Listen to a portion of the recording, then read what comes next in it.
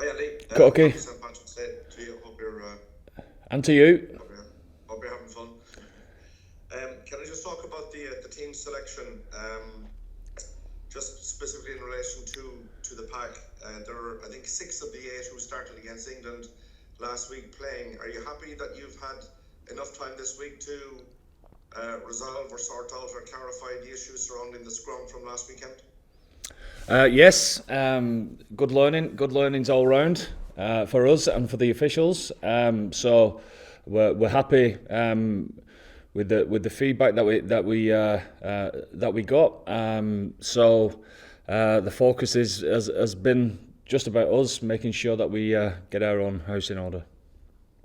And just in relation to the backs, obviously Andrew Conway up with that knee niggle, Mack Hansen. There's a lot of competition for those back 3 positions anyway, isn't there?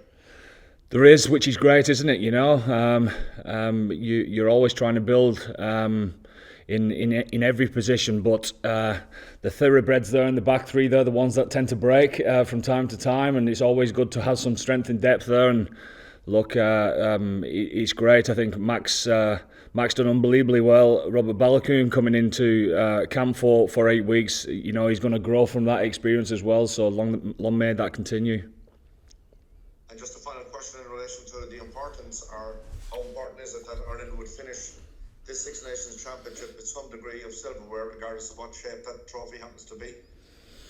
Well, we've put ourselves in a position to do that, which is nice. But as you would expect me to say, it's just about this game, isn't it? About our preparation, and we've got a couple of days left, making sure that we prepare properly to be at our best. We're under no illusions that Scotland are going to be at the best. Nothing to lose. Great side coming to Aviva, trying to spoil a little bit of a party. So. But how do you manage that? You get across your preparation and you make sure that you take your learnings and hopefully we're after our best performance at the tournament. Cheers, thanks mate. Have a good one. Thank you. Hi Andy, Joe here from Virgin Mary. Hey Joe. How are things? Good, thanks. Scotland have had a bit of a disappointing campaign from their point of view, but they're coming to Dublin with nothing to lose. It's almost like a wounded animal. How much of a kick are you expecting from them? They're a good side. You know, we've had some really tough tussles with them of late. You know, and you go back for the last couple of campaigns in the Six Nations. I think they've lost 4 games, and those 4 games have all been lost by 1 score. You know, they're a tough team to play against, tough team to beat. They're dangerous with ball in hand as well. So, you know, obviously that focuses the mind within itself, you know. So we expect them to, come out all guns blazing, and we expect to take all the learnings from our Six Nations and put it all out there on Saturday. Against England, you were really sticking to the game plan in terms of recycling ball and playing the ball out of contact. The last pass didn't go to hand every time, and there was a lot of knock-ons and things. What have you been working on to ensure that the last pass sticks against Scotland so that we can see the coming to fruition of it? Look, nobody makes an error on purpose, do they? You know, and errors are common. How we dealt with them was the impressive part. Look, we you look back on great performances that we've had over the recent past. Some of those passes stick, don't they? And sometimes the opposition have something to do with that, but sometimes, you know, our ambition was good. Some of the decisions were great. Some of the execution wasn't perfect. We watch, we learn, we be honest, and we take our learnings and put it into practice during the week. And like I've always said to you, that a game takes its own shape, you know, and I'm sure that this one will as well. But we'll keep having the endeavour to keep improving our attack. Just finally for me, Mack Hansen's back in the backline. He must be going really well in training, and he must be showing you a lot to justify a starting berth now against Scotland. What's impressing you about it? Well, he's had a starting berth in a few matches, hasn't he? So straight from the off, he's been very impressive. How a guy comes in that hasn't got much international experience at all to be able to learn, hit the ground running to get how the systems, how we want to play and be himself is tricky. But he's managed it seamlessly. So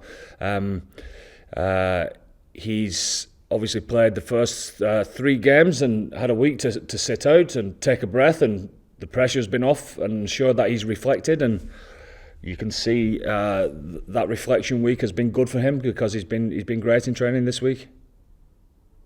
Good luck against Scotland. Thank you. Hi Andy, how are things? How you doing? Were you surprised to see Finn Russell not included in Scotland's starting team, and does it change your approach for how you take on Scotland? No, it doesn't. It doesn't. Surprised? Yes and no. I mean, I think everyone was expecting Finn to play. He's a great player, but Blair. I mean, I watched the Connacht game, and he was the best player on the field by a country mile. So we know him well. We know his strengths. Very dangerous ball in hand. Obviously, takes the line on. Very dangerous counter-attack wise. Good passing game. Good kicking game as well. And it's a big game for him, obviously, coming over to the Aviva. But I suppose Greg has had a look at him and picked on form because his last game for Edinburgh was outstanding. And then last for me, what have you learned about your own squad depth over the course of these last 6-7 weeks? Oh, we're growing in many areas, you know, and yeah, of course there's always ups and downs, but we're growing, and the experiences that we've had this Six Nations will certainly stand to us for the next 18 months in the future. Look, the experiences of going away from home with the big crowds, big atmospheres, big occasion, and I was expecting to play well on those occasions. We took a lot of learnings from both those games, and that'll stand to us definitely. Thanks, Andy. Good luck. Thank you. Hi Andy, hope you're well. Hi Rafe. Hiya. Just on Ian Henderson, he was up earlier this week and he talked about just being frustrated at his own mistakes last weekend. What do you want from him this weekend, and what do you feel he's learned from it? Well, he's learned a lot because he'd be honest with himself. He'd look at his own game like everyone else does, and be honest first and foremost. And Ian's, he hasn't played much rugby at all, has he, this year? But it stood to him that he went back to Ulster there and got an 80 minutes under his belt, and I suppose he wasn't expecting to get on so soon in the game, and for that reason alone, I thought he did really well to dig in for nearly 80 minutes. But as you say, like a few other players as well, there's work-ons there, and that sharpens the mind for the game ahead. Yeah, just to bring back to the squad depth part, you mentioned Rob Malacoon, guys like him and Gavin Coombs say Timony would have hoped to be involved, and everyone obviously understands your selection for this weekend. But what's the message to those guys going away now after this week and hoping to be involved in the summer tour? The same as it is every week when they've gone back to play for Ulster, Murray, is that we want to see the learnings, we want to see the improvement, and I think we've all seen that already, I think people coming into camp. I mean, Joe McCarthy coming in for 3 days this week has been fantastic for him, and you just know that for players that it's where they want to be. Of course, the lads going home are disappointed, etc. But they take the learnings on board, and they know that they have to produce them week in, week out at a provincial level, and because of that, and because of the want to get into the squad and get into the team and play international football, we all benefit. So the message is just the same, they know through the feedback what we think about their game. They're honest with us in their feedback as well. So we expect them to go and produce that week in, week out. I was going to ask you about Joe McCarthy. Obviously, there's lots of other locks around the country. What impressed you about him to bring him in at the age of 20 when he's still, I think, on academy deal? Yeah, he's an impressive young man. He's got big legs for a start. He can. But I've been very impressed. I mean, for a young man, I I always, if young ones are struggling, then obviously we go to them and help them as much as we can. But sometimes I like to just sit back and see how they go about the business, because it's daunting, isn't it, coming into an international camp and trying to be yourself. But Joe, I was very impressed. He was getting around everyone, trying to get up to speed with the plays, the calls, how we do things, what he can learn. He was like a sponge, and he had 2 days of that, and we had a big session on Wednesday, and he was outstanding within that session, So that's what you want to see, people taking an opportunity and using it, and using that for the future as well. Great stuff. Go out the weekend. Thank you. Thanks, Murray. Take last couple in this section, guys. Hi, Andy. It's Mark here at BBC Sport. Are you all right? Good, thanks, Mark. Andy, Ruth, I know has touched on Ian Henderson. Maybe just ask you. He's obviously it's been a bit of a frustrating sort of time for him with injuries and COVID and that. But can you maybe just give us an idea of what a fully fit Ian Henderson brings to your pack and to the team? Well, he's a class, experienced player that has been around and done that for many years for us and for Ulster. He'd have been frustrated, like we talked about earlier, regarding game time this year. 2 solid 80 minutes under his belt now, some things to fix. A great opportunity for him to be at his best this weekend. And does it matter at all the timings of the 2 games on Saturday? Does that come into your head at all? No. There's nothing you can do about it, obviously, but does it matter? No. Never even thought of it. It's just about the game, just about us making sure we start well, making sure that we take each moment at a time, and making sure that we play our game. Jack, how are you? You're in good form, obviously. I'm not too bad, Michael. How are you? Yeah, I'm very well, thanks. Jack, congratulations on your selection. Have you, just as a kind of a group in terms of forwards and everything, had some conversations earlier this week to try and iron out the difficulties surrounding the scrum and that area from last weekend? Yeah, absolutely. There was a lot of talking points and lessons learned from the weekend gone, and the referees have come back and said a few decisions probably went against us when they shouldn't have, but that's rugby and those things happen. But look, it's always a good learning curve, and we'll be better for it, and we'll take that into this weekend. And I know the lads are obviously pride themselves in the front row about their bits around the scrum, so they're pretty disheartened about it. But look, it'll just make us better again this weekend for it, and I think they're excited for the challenges and to right those few wrongs from Twickenham and kind of end on a high in that platform anyway. Scotland-Ireland games always seem to have a kind of a lifeline of their own. You can win a Triple Crown this weekend. Other things could happen also, but I suppose you really can you should really just concentrate on what's within your control at the moment.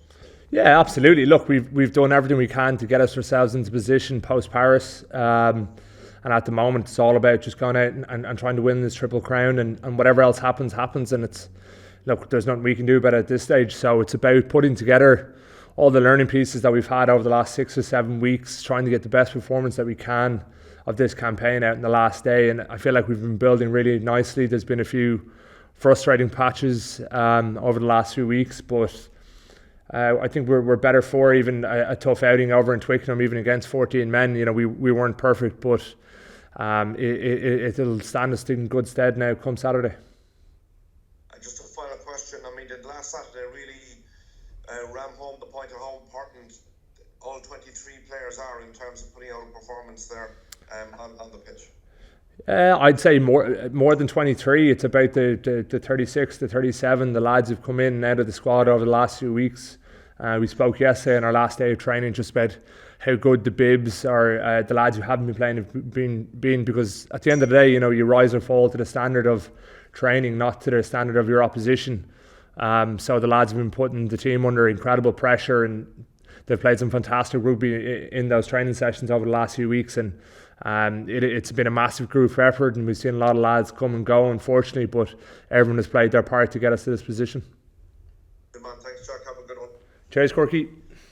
Hi Jack, how are things? Joe here from Virgin Media. How are you keeping? Not too bad, Joe. How are you? Very well, thanks. Blair Kinghorn gets the nod ahead of Finn Russell. I know you've only heard about this today, but he's inexperienced at this level. He's come to the Aviva in front of a House. Is that a channel you might target to test him out at this level? Look, I know he hasn't played a whole lot international in 10, but he's played a good bit this season for Edinburgh, and they're obviously going particularly well in the URC. So I'm sure he'll be looking forward to the challenge ahead of him. Look, we haven't spoken as a team about it yet because we're only just back in together now. But it'll definitely be an area we'll go after. No matter who was in that position, you always go to put pressure on the opposition 10 to make them play early and to, show those pictures early on in the game. So, look, I'm sure there'll be lots of conversations had about it over the next few days. Fair enough. And last one from me. A lot has been made about the fact that this Triple Crown will be the first time Ireland won it at home in 18 years, I think. For you personally, with your family and your friends there, and all the fans back post-COVID and things like that, is this a special match for you? Yeah, look, every game at home is special, but with the opportunity to win a bit of silverware, as you said, first time in a long time at home, it's incredibly special, especially the weekend that's in it. Paddy's Day today, tomorrow off, like the country will be on a bit of a buzz, so we're looking to go out on a high and give everyone something to celebrate, and I know the lads are just incredibly excited to be in the position that we're in. Fair play, best of luck. Cheers. Hi Jack, how's it going? Happy St. Patrick's Day. Same to you, Michael, thank you. Do you guys do anything today? Have you any special plans to mark it, or is it just like another normal day? I think a few of the country lads were out, marched around the parade there earlier. Dave Kilcoyne was trying to get out on a float or something like that. But no, I think lads are just thinking about prepping for the game on the weekend, and there hasn't been anyone enjoying the spectacles. I think Conor Murray had his face painted there walking up and down Grafton Street, but other than that, I think lads are a bit more worried about the game. I think I said no. Just I was very interested in your interview after the match with RTE on Saturday. Like you pointed out about adapting to playing against 14 players, but you had such a recent example against Italy of playing with a reduced team. Was that more a double frustration in that it took you so long to work through that, having already had a good run out against a team who were down a couple of players? Yeah, but I think that the two matches were so significantly different. I think against England, against 14 men, our indiscipline cost us so much, where if you look at the game against Italy when we were down to 13, we probably just played in the wrong areas of the pitch, which put us under pressure, where I don't think necessarily we're doing the same thing against England. So even though it might look the same, I think it wasn't exactly the same kind of feeling that you had when you're out there. But yeah, we probably could have adjusted a bit earlier against England and played a different style of rugby. But when you're going out there to try get 4 tries and the bonus point win, sometimes you need to play a bit more. But look, it's obviously never ideal to play against 14 men. Like you want to be playing against the best and at the highest standard, and it's tough for the opposition, of course. But and then at stages we made it hard for ourselves. But again, lots of lessons to be learned. Just tell me a little bit about Mack Hansen, how he's fitted into the squad, and if he's had to do much to bring him out of himself, or is it a natural character that he's having a bit of crack when you're doing whatever you do in your downtime, your games and your Cheltenham tips or that? Tell me a bit about him. What's he get up to? No, he's a great fella. He's like a duck to water. He's fitted right in. Even from his first day in camp back in autumn when he came in for a few days to learn about the environment, he was himself, as is the onus on the players, from the coaches, from the off, to just come in, be yourself, be open, be vulnerable. And I think Mack is someone who's kind of embodied that from the second he's arrived. He's a great fella, lots of personality, and I know he's a bit of a man of the people now here in camp, and I don't think anyone have a bad word to say about him. Smashing, best of luck for the weekend. Cheers, thank you. No one else wants to talk to me. Jack, how you doing? It's Mark here at BBC. You alright? Good, Mark. Thanks. How are you? I'm good. Thanks. I'm good. Jack, can you maybe just give us a flavour of the mood amongst the players in the camp, and sort of when you're sitting about the hotel and stuff, do you let your minds drift towards Saturday and sort of what could be? I don't think we let our minds drift about what could be. I think you're putting yourself in your position that you're going to be in on Saturday performance-wise. You're worrying about your bits. You're worrying about your roles, your jobs. Worrying is the wrong word, but projecting yourself into those positions. So when it comes to being on the pitch on the day, it's second nature. You know, you've ran through the moves, you know, a handful of times during the week, but you've done it hundreds of times in your head. So I don't think we're not massively outcome focused here. We're very much process focused. So we're just worrying about the process at the moment and getting all our bits correct. Yeah. And obviously, I mean, you know, teams get picked in sport every week. You know, obviously players are in, players are out. But you know, but when you take somebody's place in a squad, you know, do you chat about it between yourselves? Is it acknowledged at all, or is it just one of those things? I don't think, you know, much needs to be said. You know, sometimes it's just a look or a pat on the back or a well done, or just the lads competing hard with each other at training. You know, it doesn't need to be a big song and dance about it. I know lads have spoken during the week about it when they've been left out and how supportive other people have been in their position, and I think that's a testament to the strength and the unity of the squad and how close we all are, and so no, there's not much said about it, but it's you know, after your own, you have a few moments to kind of be a bit, you know, everyone wants to start, everyone wants to play their bit, but if you don't, you're just worried about the doing your best for the team and prepping lads as much as you can. So again, as I said earlier, it's about the entire squad, not just the 23.